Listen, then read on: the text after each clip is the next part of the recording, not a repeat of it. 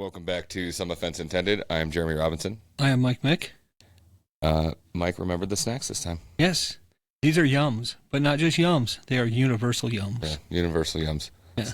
So Mike found another subscription. Yeah, that's what I do. That is what Mike does. He finds subscriptions and gets fucked up fast food orders. Yes. Those are his two skills. And the fast food orders I've been doing a lot longer. Two of his top skills. Yeah, I've been doing the fast food one for a lot longer. This goes back to when I was I would imagine. in elementary school. We once went to a McDonald's and ordered breakfast before going where we were going. And we get to where we were going. Everybody's breakfast is there except mine. There was one thing that was ordered for me that was in that bag. And it was a sausage patty. Everything else was not there. Yeah, how do they leave out an entire breakfast? My dad was so mad because every week it was happening. Every time we'd go. They're like, "Oh, Mike's here. Just don't give him food." Yeah, he doesn't need it. They're like, let's help him. He's a little kid, but he needs to watch his weight. That's hilarious. I don't think I know anybody that knows that they've had food issues for that long. Oh, I have. Yeah, it started me not going through drive-thrus because I get fucked in the drive-thru. Like, I remember. And now it's all everywhere. I remember doing like birthday parties at McDonald's and stuff. Of like when they actually could push tables together and they weren't cemented to the fucking floor. Yeah. And you have just I think there was like 15, 20 people there. You have a fat birthday party like in a McDonald's. And then they would have, I think they supplied them like an Oreo stacking contest, like when it was a birthday party. Damn. And like see who can stack the most Oreos kind of stuff. Like it was fun. See, now, stacking the Oreos I probably wouldn't have been as good as eating them. Yeah. I'm pretty good at that. But yeah, I definitely remember stacking Oreos in a McDonald's, and I'm pretty sure they supplied the Oreos. That's good. Yeah, I never had a party at a McDonald's or went to a party at a McDonald's. I'm feeling left out now. Well, we could go now. Yeah, I don't like their food. And they're not going to give us Oreos. Yeah, no. That'd be the only reason to go. It's tough to get them to. So normally, the most recent time I've gone to McDonald's is there's a McDonald's that's supposedly 24 hours, and it's a crapshoot whether they are or not. I don't understand what I it normally means go when you say to there for a drink because they used to have the $1 any size. Now they have $1.29 any size because inflation. So I'll go to Del Taco or Wendy's for food. Yeah. If Wendy's is open, because they're supposed to be 24, but they're not. Yeah. So if they're open, I'll go there, and then I'll go to McDonald's to get a $1.29 drink. If Wendy's isn't open, Del Taco's right next to McDonald's. So that's a crapshoot if they're 24 also. Yeah. They're supposed to be, but it just depends on if people feel like working or whatever. Mm-hmm. So I'll go, and then I'll drive right over to the McDonald's. And half the time they're like, "No, we don't, like, our computers are down." Like, this is a random time. And it's like 3 or 4 times that their computers have been down when I'm trying to order a drink. So, like, the most recent time, they were open. So I got Del Taco, and then I got the McDonald's drink. I'm like, okay, this is nice. Go home and not have to eat Del Taco with water. I don't often have much here to drink other than water. Yeah. So, yeah, it was nice, but that's not a common thing. See, there was a McDonald's near where one of my jobs that I had in Vegas, and it was at the time it was listed as the busiest McDonald's in the state of Nevada. This place was always busy. Wow. At least the drive-thru. Like, I'd walk inside, no problem. But at one point they had this frozen strawberry lemonade, and I absolutely love strawberry lemonade. Yeah, it's really good. So they had these coupons that came out to get a free one. So I go over there and I use my coupon and I get me my free strawberry lemonade. Go back to work. Somebody else at work has a coupon. He's not going to use it. So I take his coupon. I go back. I've been to that McDonald's a few times, but not to get food. I remember one morning I went in there to pick up food for a friend of mine for her kids because I was taking her someplace that day and the kid needed to eat. So I got some McDonald's, and the line was around the building. Wow. I walked up, I go inside. I'm walking out, and the person in the back of the line is still in the back of the line, and I'm in my car leaving. It's really surprising to me how many people don't consider going in anymore. Oh, people just will not. Because I'll do a 2-second decision of, like, if I'm driving around and you're about to see the drive-thru spot. Yeah. If I can see that it's full from the pickup window to the menu, that's mostly a no. If there's 2 or 3 cars waiting for the menu, that's a solid no. And then I'll park and go inside. Usually if I am going through the drive-thru, it's because I've already ordered the food on my phone, and I'm driving up to just pick it up. Well, see, I've tried that before with the Burger King. Yeah. And they had the lobby closed because of COVID, which they didn't say. They said you could pick it up in the lobby. Yeah, when you I had that happen to Wendy's too. So I'm like, I wanted to do that so I didn't have to go through the long-ass drive-thru right before work. Mm-hmm. But I still had to get there, and they're like, oh, we didn't think anybody was picking that up, so we threw that order away. So I had to wait another fucking 20 minutes to get my fucking food, and it was still cold. That reminds me, I was working at a restaurant on the Strip, and somebody I worked with, always late for work every day. We had a 5-minute meeting before the pre-shift, for our pre-shift, before we started our work. Never was in that pre-shift. Was never there on time. Like, everybody's already got prime section, and she's wondering why she has a bad section. It's because you're the last one here. They need to put you in the back where they're going to see you last. I always wondered how they decided who gets what section. Like, I wasn't sure if it was like seniority based or. Well, I at that place I got good sections, and especially when one person, a friend of mine, was a host.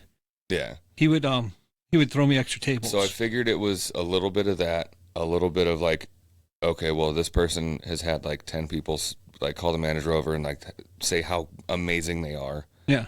Like this person's going to get more spots, and like this person got complained about all the time. They're going to get the fucking phone booth in the back. Well, a lot of it has to do with they keep an eye on, well, like at that place, it had a lot to do with your sales, like your upsells, your merchandise sales, your appetizer sales. But it also had to do with, are you able to cover your tables and do the extra work? Yeah. Like, are you able to keep up on your running side work? Are you able to keep putting ice in the ice bin? Are you able to run food? Are you helping? But if you're up in the front and you're always so out of control, just busy, that you can't keep up on any other work, then they're going to be like, well, we're putting you in the back. That makes sense. It's going to be a long time before you get your first table. Yeah, that makes sense. And a lot of times those are the people who was like, we're going to send people home early. Who wants to go? Yeah. They're like, I do because I'm not doing anything. Yeah. And then they complain about their checks probably. And then the worst part is the tips, because that's when you're waiting tables, your checks aren't shit. Yeah. It's your tips that you want to work on. Yeah. But those are also the ones who are like, well, yeah, I'm not doing anything, so I'm just going to go home. Well, yeah, but now there's going to be people leaving. That means you're going to have a prime spot, and you're going to be doing something if you stay. You know? Yeah. I actually had a job waiting tables where I would show up to the pre-shift meeting on my day off in uniform and be like, all right, who wants to go home? Not once did somebody not take me up. Somebody always. That's fucking brilliant. Yeah, people would always be. There was a lot of times there was more than one person going, I'll go home. That's brilliant. Yeah. And I'm like, all right, what section do you have? Nope. What section do you have? Yeah, nope, yep. You're staying, motherfucker. Yeah, I did it all the time. That's fantastic. And I had a manager. He would actually send somebody else home and keep me, even though I wasn't scheduled. You know? Yeah, those are good just times. Snagging shifts. Yeah. Well, you got to do what you got to do, you know? Let's see these snacks. I did it bartending, too. There was days I'd on, like, Saturdays. Yeah. I would work open to close. Oh, you didn't even open it yet? No, that was... I thought you said you opened it and looked in it. No, I figured you had a machete or something in your pocket. Yeah, but not in these pants. I didn't know what pants you were going to be wearing. We wanted to unveil it. These are Universal Yums. These are from Greece. I thought you said you looked in it. No, I saw an email. Oh, okay. No, I avoided opening it. I was mad because I got the email telling me roughly what was in it, and I'm like, you assholes, I've been avoiding looking at this. All right, so, that's convenient. This is for you. This is for me. It's the same thing. It says, welcome to Greece. It has a layout of the country. So you didn't think you were going to go anywhere today. You're in Greece. It's got couple of things around here. Beria. People have been living in this ancient city since before 432 BCE, giving them plenty of time to perfect the recipe for the almond baklava in your box. Yes. I like baklava. I've never had baklava. Well, I've had balaclava, but I've never had baklava. Well, you're in for a treat. For anybody that doesn't know the difference, a balaclava is the ski mask. A baklava is a snack. Yes. I've also had a bear claw, which has nothing to do with any of this. Galikos. It says there's an important reason to visit the small northern village. Is it the famous river or of the same name? Jesus, I can't even read today. The rich cultural history. We love those too, but it's also where they make the crunchy pesto breadsticks we conveniently put in your box. I'm glad they conveniently put them in the box. I'm glad, yeah. I wouldn't want them to go out of the way. If they inconveniently put them, then they might not taste as good. I wouldn't want them to, put themselves out. Litachoro, is that how you would say that? Litachoro, the red one? Sure.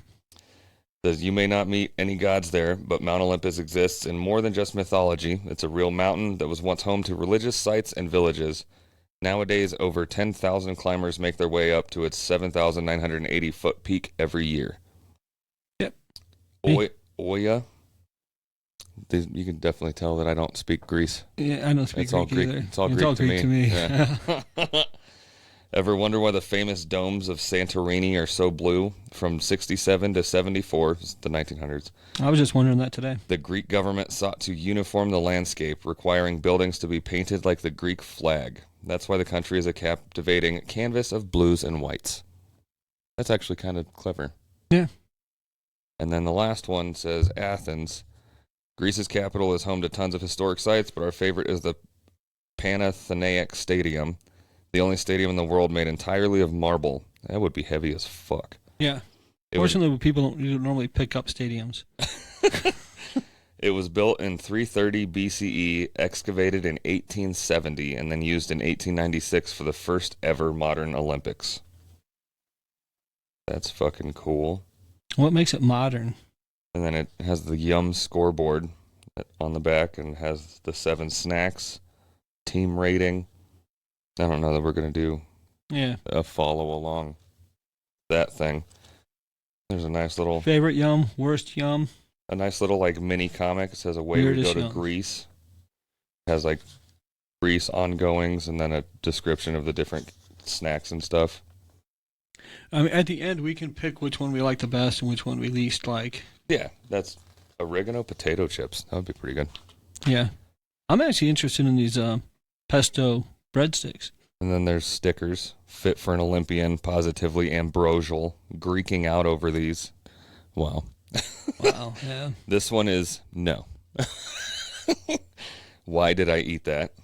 And then the Greek flag and a bunch of other. The Greeking out joke reminds me, recently at work, somebody was like, Kirk was telling a lot of jokes, dad jokes, to one person in particular.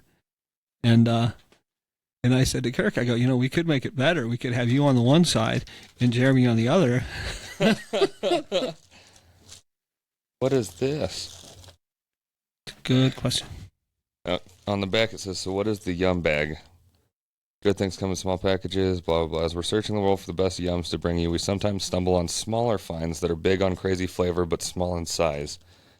Inside you'll find only the most extraordinarily mysterious and incredibly delicious teeny Yums in the world. And remember, don't eat the bag. Well, I hope there's... Well, I know the bag looked really good. I hope there's at least 2. I think there's like 4 in there. Because it's teeny. They're little candies. All right, so the oregano potato chips we'll do first because that sounds fucking way better than salt and vinegar. I don't fucking people that eat salt and vinegar chips. We've gone over this. I eat salt and vinegar chips. Yeah, I don't know why. I have a can of salt and vinegar Pringles at home right now. Best. Let's see. Wow, you can almost say everything in this. Wow. Starts with potato and then has palm oil and salt. The first 3 you can read. Well, then we don't want it. The first ingredient in a potato chip is potato. Yeah. Then they're not even real potato chips. So to make it not super wrinkly, I'm just going to cut them because nobody's trying to hear. Nobody wants to hear plastic. Nobody's trying to hear potato chip ASMR on this. So I'll take a couple. give Mike a couple. And I'll taste these first because you tasted the whiskeys first. So for the people who are watching and listening, they are crinkle. They're like ruffles. They have ridges. They're pretty good. It's not too overpowering. Like, it definitely just, like when you smell an Italian seasoning packet, I know a lot of that's oregano.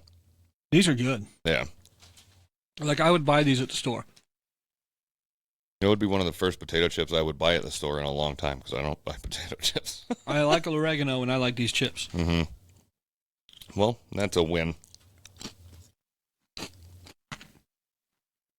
So, sorry for the people listening on Spotify that don't see us enjoying potato chips. Oh, yeah. These are called, the brand is Toddies. Tottis. And they are oregano potato chips. Yeah. You got to chew next to the microphone. That way they know you're doing stuff. People have earbuds in, and that'll sound like somebody's eating in their ear. It's not like misophonia is a real thing. It very much is. I can't stand when people like smack or mouthwash food or. Oh, I can't. Yeah, I hate it. It drives me insane. That's a real thing. It really is.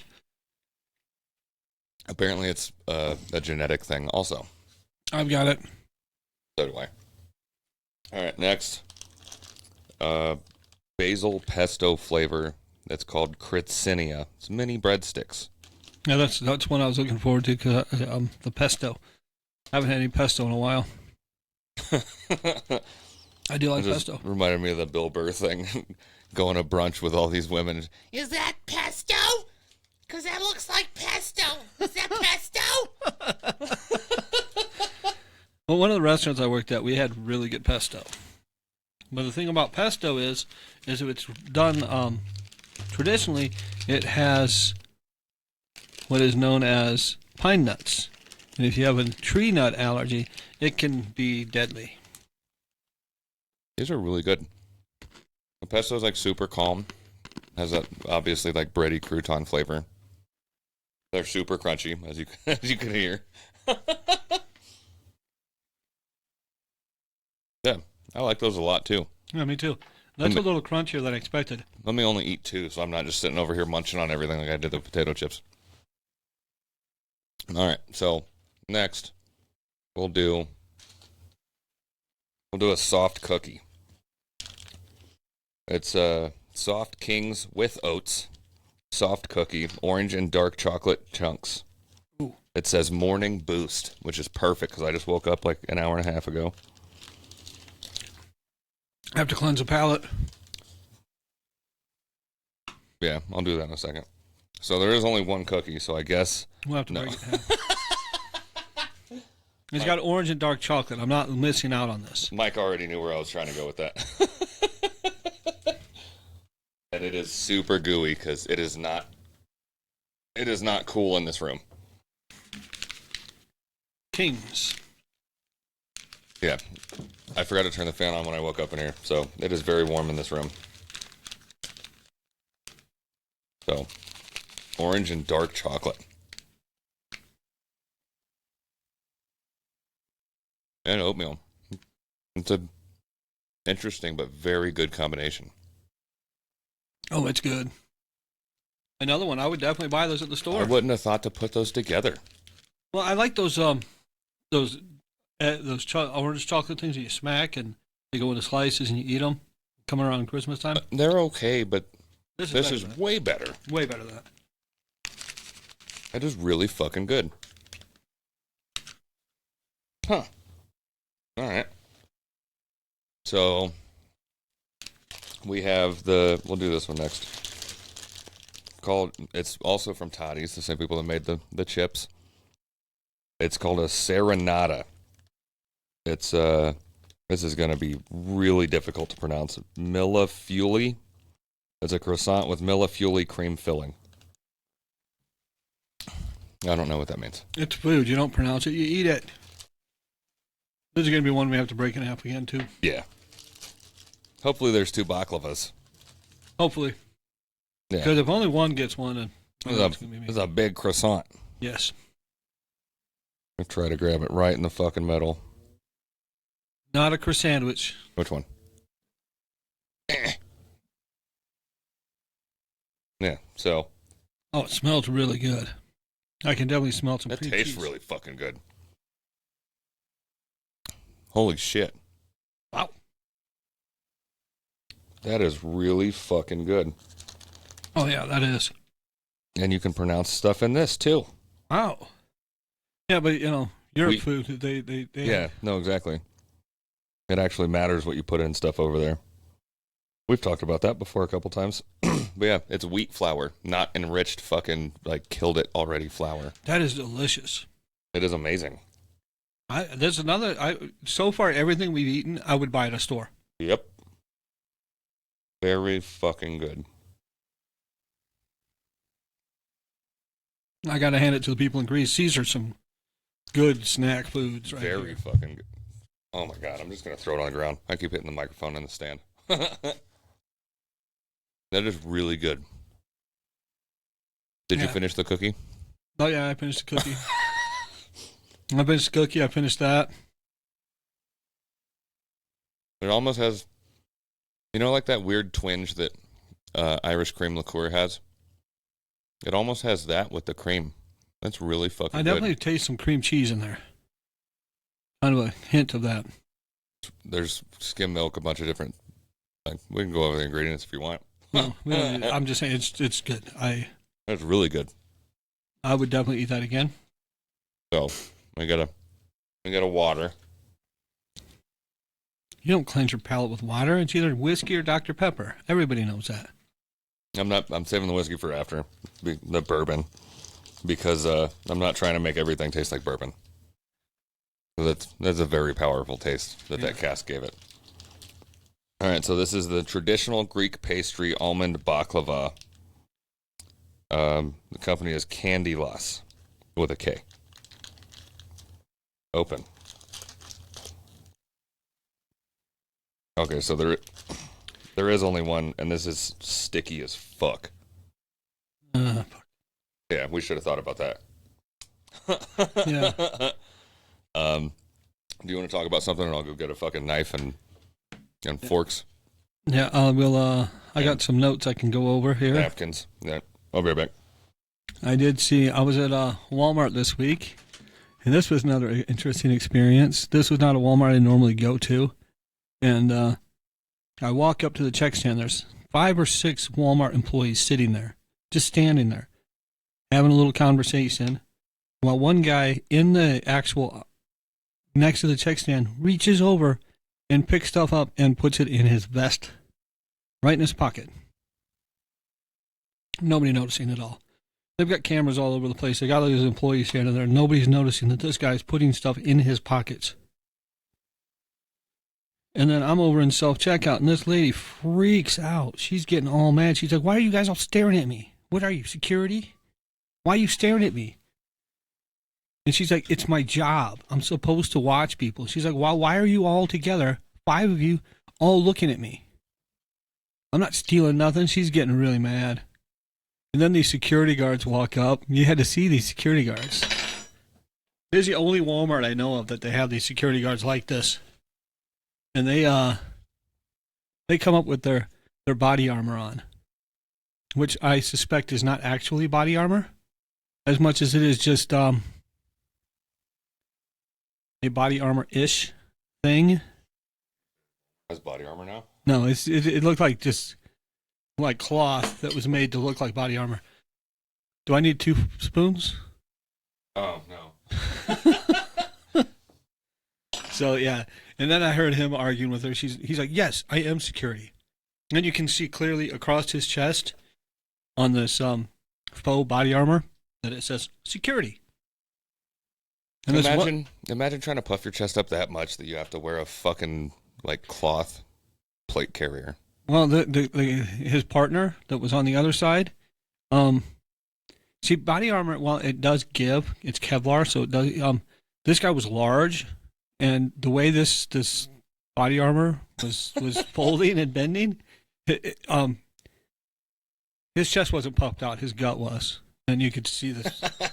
It was weird. Like I'm like, Muffin top. there's no way that thing is stopping anything. Okay, so. And somebody could shoot below it and hit. Oh, well, yeah, you can do that. I mean, I'm not talking like if you or me wore body armor, somebody shot below it, they'd be shooting our lower body or legs or somewhere in that general area. This guy, you could shoot below it, and you're still hitting his torso. Okay, so here's the almond baklava. I've always wanted to try baklava, and it smells amazing. Holy shit. That is really fucking good.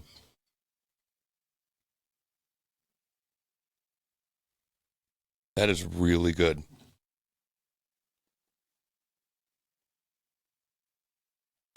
I don't know what other flavors those are, other than almond, but I like them all. That is really good. But this is why there's so many Greek restaurants in Vegas. Can't believe you've never told me to try baklava before, Mike. I didn't know you hadn't tried it. I can't believe you haven't told me. I can't believe you haven't tried it before. Oh, it's honey. That's what it is. 'Cause I just put the spoon in the bag and scooped out. That's really good. Okay, so It's good. It's flaky. I just got a chunk of almond. I love almonds. they're good. All right. I'd like to try it with cashew. Cashew baklava? Yeah. Well, you know anybody Greece? Anybody that's Greek? Nope, not right off the top of my head. But I do like cashews a lot. Cashews can be good. I like them. They used to have them at the store that were dark chocolate cashews, and I loved them. I feel like cashews are like pistachios. Like, out of a whole bag, you have to get at least 4, like, what is this? Like, it's super burnt. Something wrong with it. Like, it makes you wonder if you should ever eat a fucking pistachio again. When you get those with the cashews, what you do is you're supposed to have a slingshot.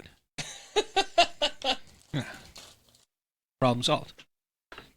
Okay, so here's the You can shoot it and stun the squirrels outside. little bag. Oh, nice. So there are 4. There's 2 of each. I was hoping that. I saw in here that they had a picture of a couple.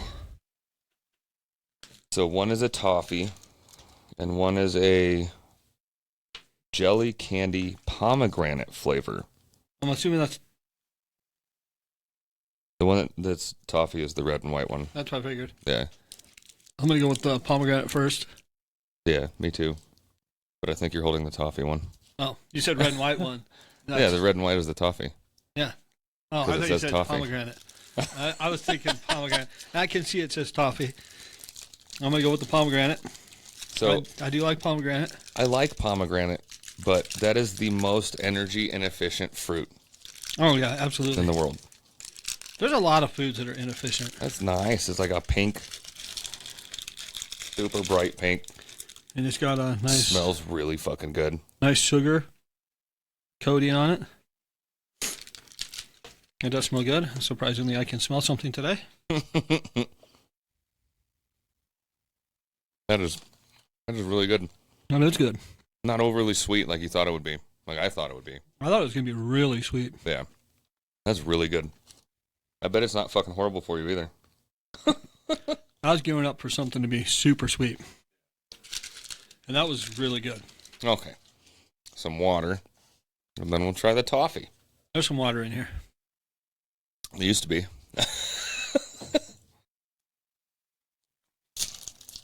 I got some vegetable in there too. High fructose corn syrup.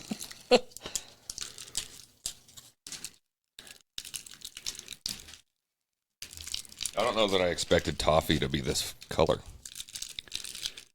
Like a light lavender. Probably because they don't put any food coloring to make it that other color. Or caramel coloring. Yeah. Yeah, I wasn't expecting that either. That smells interesting. Maybe I don't know what toffee smells like. Maybe it means taffy. Yeah, maybe. I don't know. We'll see.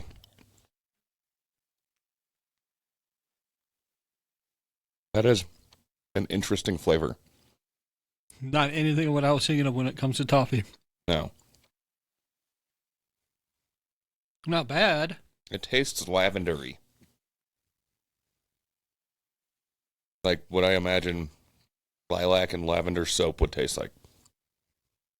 Why did we eat the worst one last?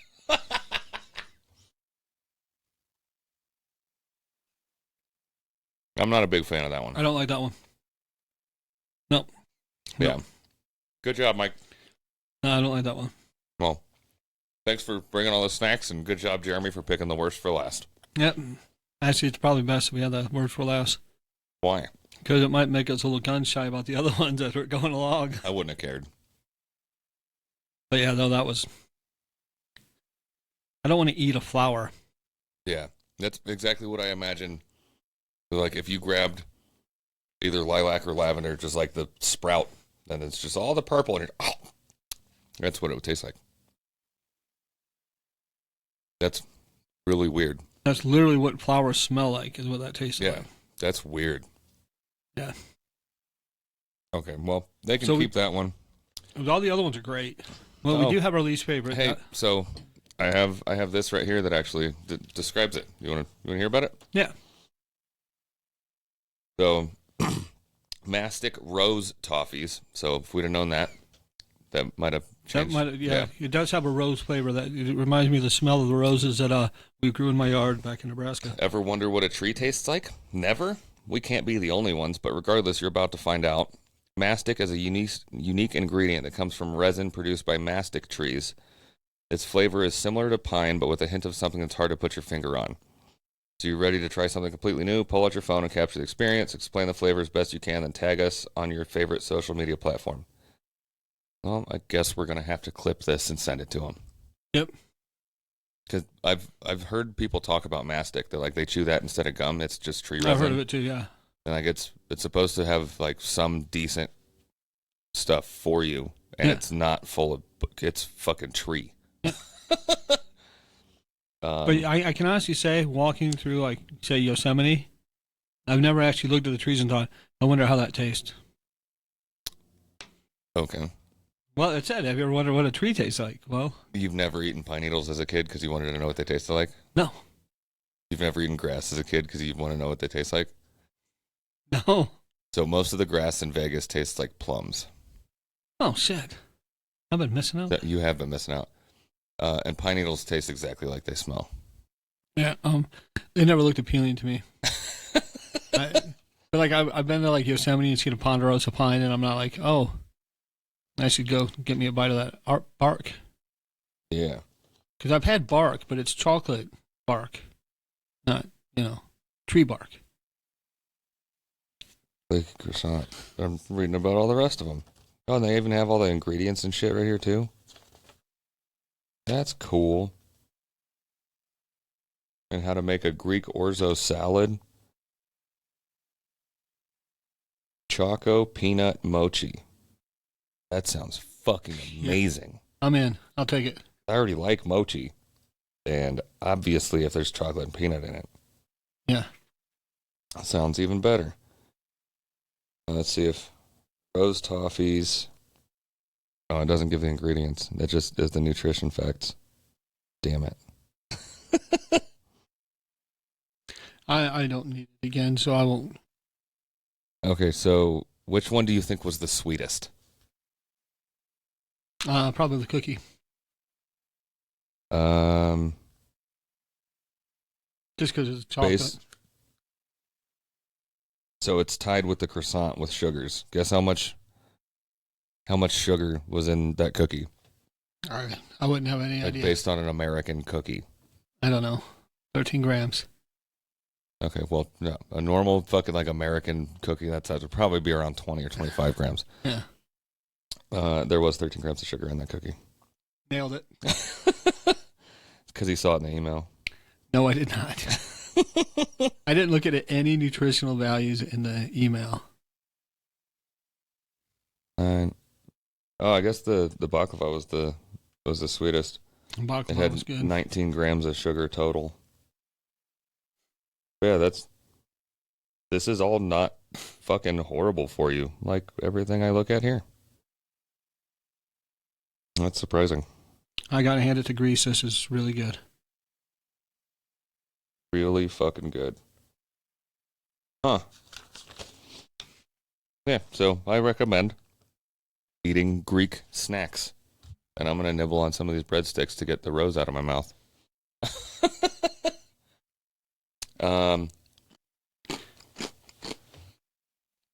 I found out more about the writer's strike.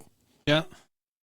So August 11th, they started negotiations, and it didn't last long. They sanctimoniously left, I think was the word that they used. So they pissed each other off. Yeah. And then I think it's like the AMPTPA, like whoever the Writers Guild is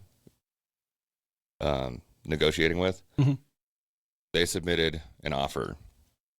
And on the 11th or 12th, so like just yesterday, today.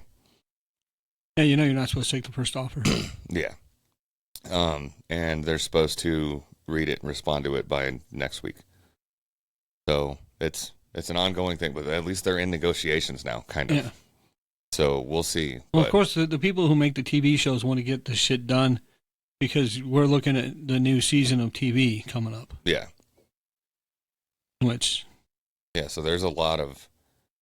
They're actually, I think they're at like 110 days. This kind of shit days. is what causes things like reality shows that I can't stand. Well, it's weird because I saw a couple things when I was looking up on the updates of it. I saw a couple things on like the SAG-AFTRA strike and how it affects reality stars. Didn't care to read it because I don't care about reality shows. Yeah. But not even Celebrities on Mars? No.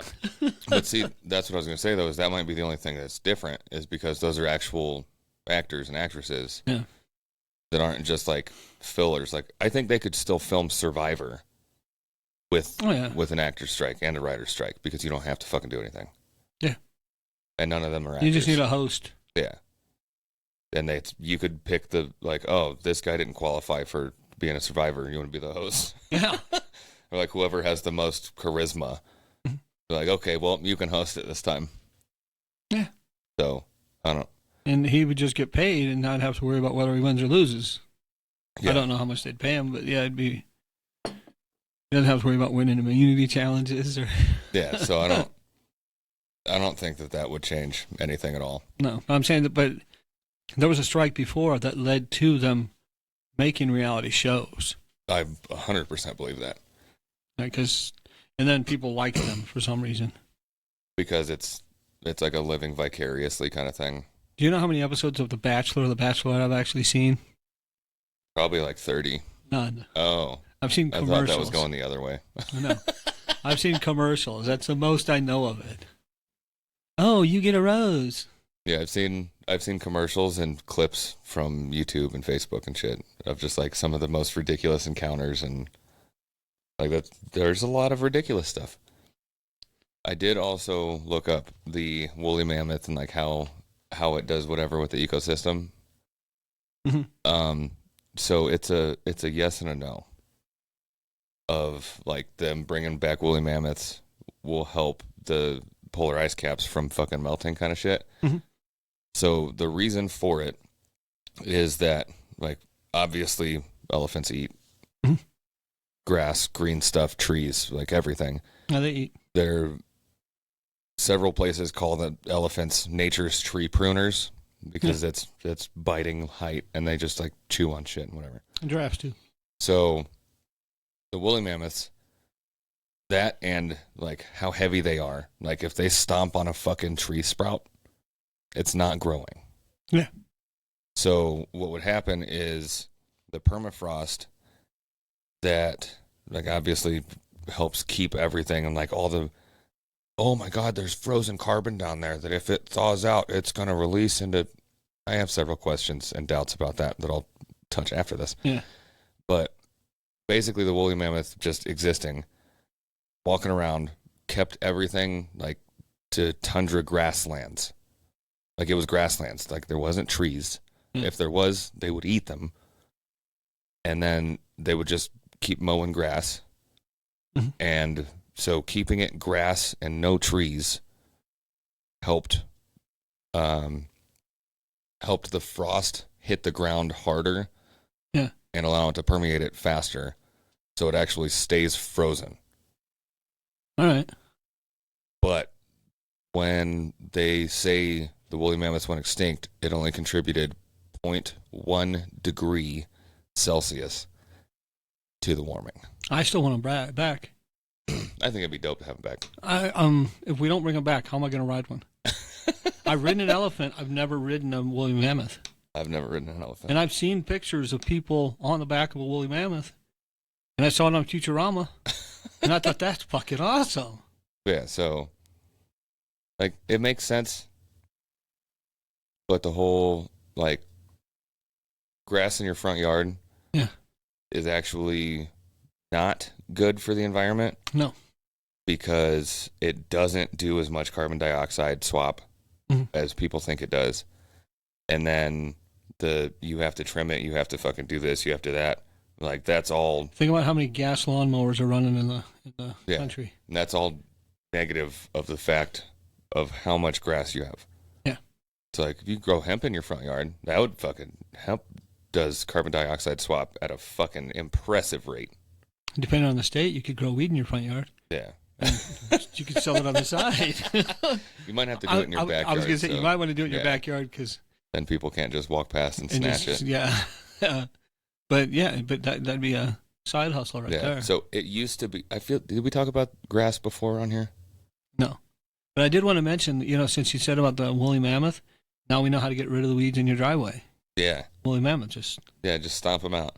But it's an interesting thing is I actually just, not long before I headed over here to do the podcast today, I saw a video on YouTube where this guy had bought a woolly mammoth tusk, thousands of years old. Bought this tusk, and he was fixing it up. He was redoing it. Like there was a bunch of cracks in it, so he put these rings around it to tighten it up and lower the cracks, and then he was sanding it down and polishing it up and. That's interesting. Making it look pretty. He spent $7,500 on it. I mean, that's how they got the DNA for him was from the tusks and bones and stuff. Yeah, well, they didn't get any from his because he shaved it down and he got it polished up nice. So, grass used to be, it's kind of similar to taxes. Grass used to be a status symbol in old cultures. Just like taxes. Like, you wanted to pay taxes because that meant you were doing well. Mm-hmm. Like, look at how well I'm doing. I pay taxes. That's what it started as way back. Grass, I think it was like in Greek and Roman times. Grass was a status symbol because it's fucking useless. And you have to pay to take care of it and upkeep and everything and, like, provide someone to do a job and pay them. Or had slaves to do it. I was going to say, look back at King of the Hill times because Hank had the best lawn in Arlen, Texas. But it was like, look at me, I have so much money that I can waste it on something that looks pretty in my front yard. Yeah. That's how lawns were. Like, they're not, like, they can be nice, they can look nice. They're nice to frolic in. But they don't do anything. See, in Vegas, we went to a different type. We went without grass in the front yard. Yeah. We went to a desert scape. Had a couple trees, but desert scaping is a lot nicer, obviously a lot easier to maintain. But the issue with that in Nevada is if you do the government program of xeriscaping, and they give you the money for it, they put an easement on your land. That is in the fine print of like you signing for the check. So, say Joe has a house and it has, I don't know, 5 or 1,000 square feet of grass in his front yard. So they say, okay, we'll pay you $1 per square foot. And he's like, hell yeah, I want $1,000. So he gets a check for $1,000 from the government to go to rocks. Mm-hmm. And then Joe sells the house to Bob. There's an easement on the front of the land where the grass was that's now rocks that says you cannot ever, ever. You can't take the rocks out and put grass in? You can take rocks out, but you can't put anything in that uses more than, like, if you had like 15, 20 desert plants that have like a trickle system in it that use, I don't know, a quarter of a gallon a month kind of shit. Yeah. You can't put anything in that uses more than that water ever. So if somebody like zero-scapes their backyard and then sells it to someone that wants to put a pool in, tough shit, homie. Like, that's now illegal, and they can seize your home if you don't stop. Like, they'll send you a cease and desist letter, or like, if they're not going to find out about it right away. Yeah. But say they come over and they're like, okay, well, there's not supposed to be a pool here, and they give you a cease and desist letter that says you have to tear this pool out and fill it in, or else. So now this potentially $50,000 that you spent on a fucking pool, you now have to spend another like $10,000 to $15,000 to get it taken fucking have it filled. Can you just turn it into a skate park? I don't know. I don't think so. Yeah, so that's, and they don't tell people about it. And one of the biggest issues was when they first started doing that, like the first 5 years, they didn't record it correctly. So there's a lot of places, there's a lot of houses with easements that are like documented on paper somewhere that aren't recorded properly into the system. So that's not good. Yeah. Yeah, but we still had the grass in the backyard. We just did the zero-scape in the front yard. Yeah. Yeah, so that pro tip, if you're getting a house in Vegas, might want to ask somebody if there's to do some research with the city. If there's an easement on your the land of the house you're trying to buy. I knew somebody who used to sell the artificial grass for people's yards, and some of that looked really Some of it real. looks really good. But you still have to upkeep it. You know, I mean, if you just leave it out there and don't do anything to it, eventually it's going to start looking. You only have to mow it like once a year. But eventually, I mean, if you don't take care of it, it will start looking fake. Yeah. And it'd be very. I don't know what the upkeep would look like, but I would imagine you have to upkeep it. Yeah, you kind of got to roll over it to get because you don't want them all to lay down. You want the grass to kind of stand up. Yeah. It's not like you're out there with a vacuum. Well, fucking Peter's high again, just fucking sitting over there vacuuming the grass. Well, somebody's got to vacuum the grass. You guys won't do it. Yeah, that would be ridiculous. See somebody vacuuming the grass. But if you drive by and you see somebody using one of these machines to puff up their grass, it can actually look like they're vacuuming. It'll make you do a double take. I definitely forgot to talk to Greg about putting the moonshine in the cask, so I'll have to message him. Hopefully he's listening. Probably tomorrow. Hopefully. I'll probably fucking talk to him before this one comes out. Yeah. So if that happens, thanks, Greg, for filling the cask. If not, remind me to talk to you about filling the cask. We need moonshine in our cask. Yeah. See how much flavor it gets, everything. We'll have to try it before and after like we did before. Yep. It'll be good. Only 48 minutes. I thought it was going to go by it went by really fast, like 30 minutes. Yeah. Well, do you have any notes?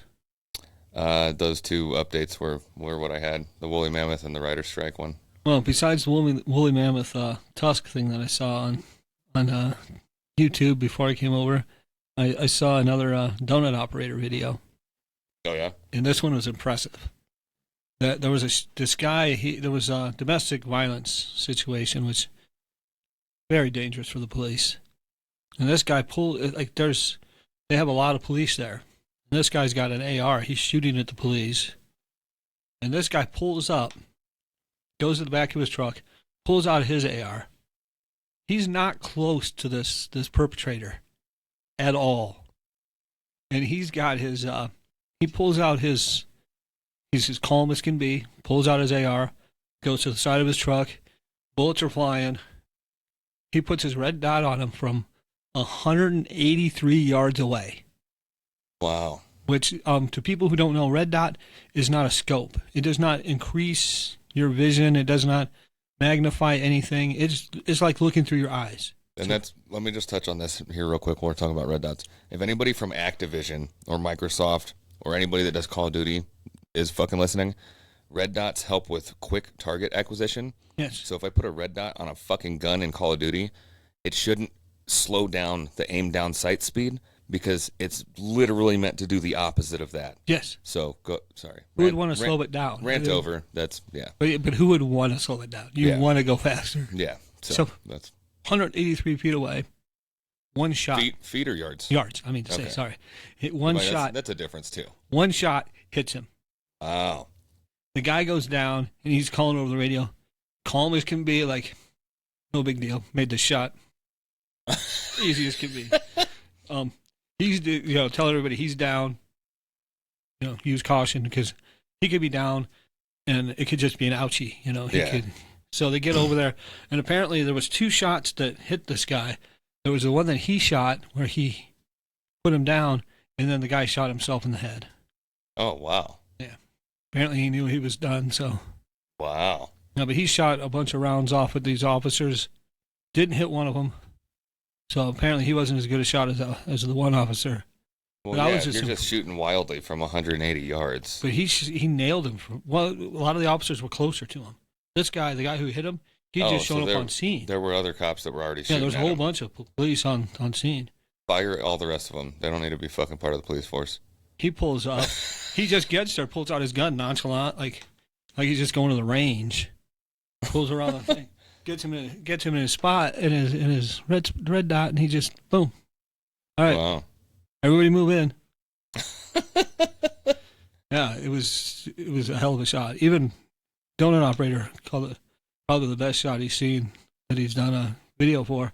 I mean, I don't know that it would be easy to, like, while you're under fire, return fire, but that's probably the issue from, like, all the cops that were a lot closer was like they're taking cover because they're receiving. Well, the first guy who got shot at, he didn't have cover. He even went around some bushes, and that's not cover. That's just no. But it was just crazy to see how well he hit him from that far away with one shot. It was a one tap. That's awesome. Yeah, but donut operator wants to send the guy a gift basket. He's popping up in my feed a lot lately, so I see a lot of these videos. Then I saw something weird when I was. If people are watching, you can see that two of my fingers are wrapped up. Your fingers. One of them got smushed and immediately bruised, and blood was coming out. Which I was glad because I'd rather it actually bleed rather than the tip of the finger fill up with blood. Yeah, that's because I've had that. I was going to tell you about one of the times that I did that at work. I did that. I had up and on this finger, and I had to relieve the pressure by putting a hole in my finger to let the blood out. Yeah, that was not pleasant. No, it normally is not. It sounds as good as it is. I mean, it sounds as good as it actually felt. Yeah, and it did not. Like feel the last time that happened, I think it was my left pinky. It got squished. Like the tip of it got squished between 2 kind of heavy metal things. Yeah, and like the cartoon throbbing happened, and then it just stopped throbbing at the peak. And I'm looking at it, and like 5 minutes later, I'm like, this isn't gonna work. So I pull my knife out and just like slowly cut into it. And like a couple people are looking, they're like, "What are you fucking doing?" I'm like, "I'd rather deal with a cut, bro." I was like, "I'm not doing this." So I finally cut it. I'm like, like squeeze it out, and like, all right, and then Band-Aid and wrap it up. Oh yeah, it felt much better after I got the pressure off. But the tip, it pulsed like you were explaining, and then it just looked big and fat. Just the tip of it looked fat. Yep. And you could see the blood under the skin. But I did it different than you. I didn't have a knife. I just took a little drill bit, and I just kind of twisted it on it and twisted it until it broke the skin, and then blood came out. That's what people have always told me about fingernails. They're like, just twist a drill bit into it, and it'll slowly. I'm like, somebody told me to do it, and that's what I had available, so that's what I did.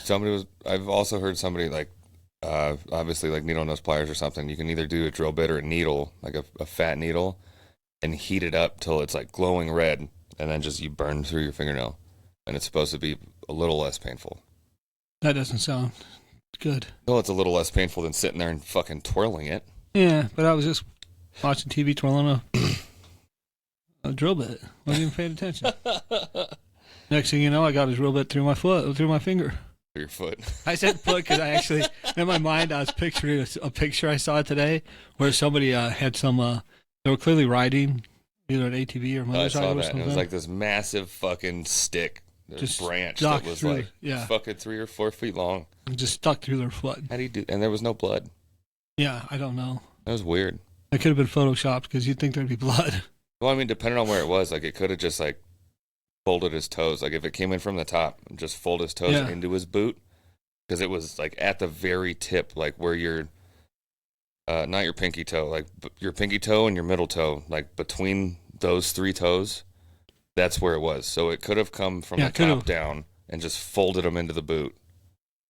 So, but I will say this: he's gonna need to get new boots. Yeah, probably. Yeah.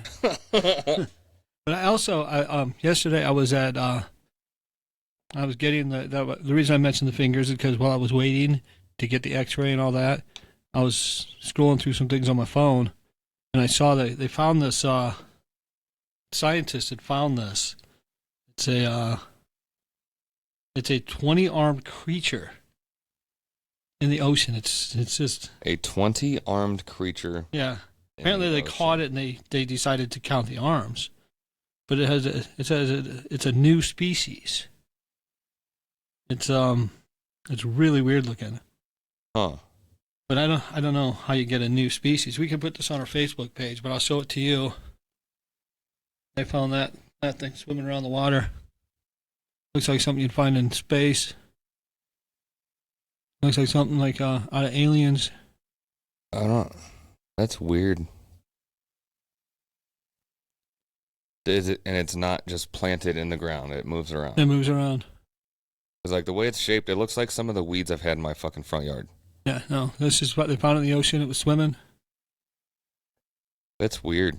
They had to catch it. You don't have to catch weeds. I mean, it's Nevada.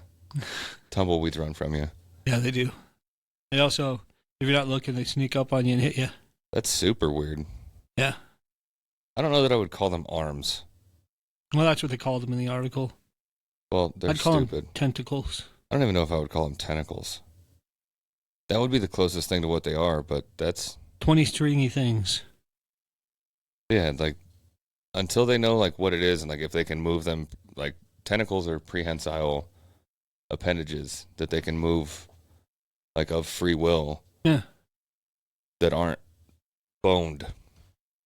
So depending on a bunch of different shit, like you can't. They're not arms. Well, they're closer to tentacles, and they use them to swim. Or yeah, that's really weird. And they're more like they describe them as feather type. As you can see, they look quite a bit like feathers. Yeah, like it looks like a haired jellyfish. The way I would figure it, which I didn't read in the article, I would figure that the reason they're feathered like that is because those feathers can sift through things. So they probably pull in nutrients through those feathers. Yeah. Oh, yeah. So your favorite Greek snack? The baklava. I don't know. It's between the baklava and the croissant. I was going to say the same thing. That croissant was so good. Really fucking good. I like if I could go pick one of those up at Winco, I'd drive out of my way to go get it at Winco right now, right after finishing this up. If the baklava was bigger, maybe that. Yeah. But I think just like amount of flavor, deliciousness to enjoyment ratio because it took longer to eat the croissant. Yeah, I enjoyed the croissant a lot. I think the croissant. But I liked almost everything. The only thing I didn't like was the rose toffee, whatever. That one was not good. Everything else was great. Yeah. I agree. It has a couple things listed here. Like if you like this, then you should try this. It's like if you like the pomegranate jelly candy, you should try the juice-filled fruit jellies from the Ukraine. If you liked the oregano, and this one I don't fucking agree with. If you like the oregano potato chips, you should try spicy beef noodle popcorn from Taiwan. No, thank you. So just in case people didn't hear me, spicy beef noodle popcorn from Taiwan. Hard pass. If you liked the cream-filled croissant, you would like the buttery waffle cookies from Belgium. Yes. From the Belgium. Yes. I would like that. I agree. That sounds fucking amazing. Yes, it does. But yeah. So, spicy beef noodle popcorn. Well, I don't like spicy. I don't think I like beef noodle popcorn. I don't think so either. Even without the spice. Speaking of popcorn, I picked up some microwave popcorn last week. And they have this microwave popcorn. It's from Orville Redenbacher. It's their movie theater popcorn, but it's pour over is what it's called. I didn't pay attention. I just saw movie theater popcorn, grabbed it because that's what I wanted. The package comes with a pouch of the butter that you pour over it. You can pour as much as or as little as you want. And of course, I'm putting the whole thing in there. Yeah, that's fantastic. The only thing is it'd be easier to mix if you actually put it in a bowl, because like when I put it in there and I shook it, it's all on the sides. It all ended up like because so much of it pops. Orville Redenbacher's known to not leave a lot of kernels, so there's not a lot of room to shake. It just kind of stayed right there on the top. Oh, okay. But it was an interesting thing. The only other bad thing is that normally when you buy the small box of Orville Redenbacher, there's three bags in there. This only had 2. So that's another bad thing. I think I'm going to have to go visit Greece now. Yep. Go get some croissants. Go to the Olympic Stadium. Yeah, I'm trying to lift it up. Yeah, because it's made out of marble, so it should be no problem. Or just play marbles there. I would recommend a team lift. Nah, I got this. I'll go to the stadium and eat croissants in the stadium. Yeah. And play marbles. All right. Well. So if anybody's interested, that was Universal Yums. There are other ones also, but I do recommend trying the Grease. On the next one, maybe we'll do, I don't know what they'll have offered.